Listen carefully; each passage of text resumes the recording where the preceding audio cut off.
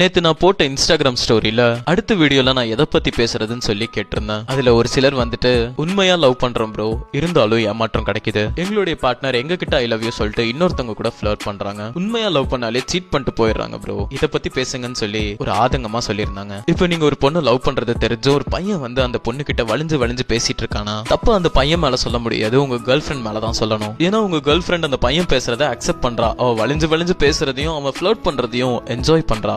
உங்க girl friend அந்த பையன் வந்து பேசும்போது அவனை கண்டுக்காம அவனை செருப்பு கழட்டி அடிக்கிற ஒரு ரியாக்ஷனை கொடுத்திருந்தானா கண்டிப்பா மறுபடியும் எல்லாம் வந்து பேச மாட்டான். இன்கேஸ் அதையும் தாண்டி உங்க கேர்ள் ஃபிரெண்ட வந்து ஒருத்தன் தொல்லை பண்றானா, அப்ப நீ அவன்கிட்ட சண்டைக்கு போறதுல தப்பு இல்ல. அது அவன் பேசுறது உங்க கேர்ள் ஃபிரெண்ட் என்ஜாய் பண்ணிட்டு இருந்து அந்த இடத்துல நீ அவன் கூட சண்டைக்கு போனா அந்த இடத்துல நீ தான் முட்டாள். ஏன்னா எத்தனை பேருக்கு கூட நீ சண்டைக்கு போவ. அவனை திருத்தணும், அவனை மாத்தணுங்கிறத விட்டுட்டு உங்க கேர்ள் ஃபிரெண்ட மாத்திரு, அதுதான் உனக்கு நல்லது. அதே மாதிரிதான் பொண்ணுங்களுக்கும் உங்க பாய் ஃப்ரெண்டுக்கு நீங்க ரொம்ப டேக் இட் ஈஸியா இருக்காதீங்க. அதாவது அவன் கேட்கும் போதெல்லாம் உங்ககிட்ட இருக்க காசு அவனுக்கு தூக்கி கொடுக்கறது, இந்த உலகமே எனக்கு நீதான், இந்த உலகத்துல உனக்கு அப்புறம் தான் எங்க அப்பா அம்மான்னு சொல்றது, உங்க ஃபேமிலியோட பர்சனல் விஷயங்களை அவன்கிட்ட ஷேர் பண்றது, மேரேஜுக்கு முன்னாடியே உங்க உடம்பு அவனுக்கு விட்டு கொடுக்கறது, இதெல்லாம் தயவு செஞ்சு பண்ணாதீங்க. ஏன்னா ஒரு பையனுக்கு உங்களுடைய நம்பிக்கையை ஜெயிக்கிற வரைக்கும் தான் உங்க மேல ஃபுல் இன்ட்ரெஸ்ட் இருக்கும். ஒன்ஸ் உங்க நம்பிக்கையை ஜெயிச்சுட்டானா உங்க மேல இன்ட்ரெஸ்ட் குறைய ஆரம்பிச்சிடும். சோ இப்ப நான் பேசுனது சரியா தப்பான்னு உங்களுடைய கருத்துக்களை கமெண்ட்ஸ்ல ஷேர் பண்ணுங்க.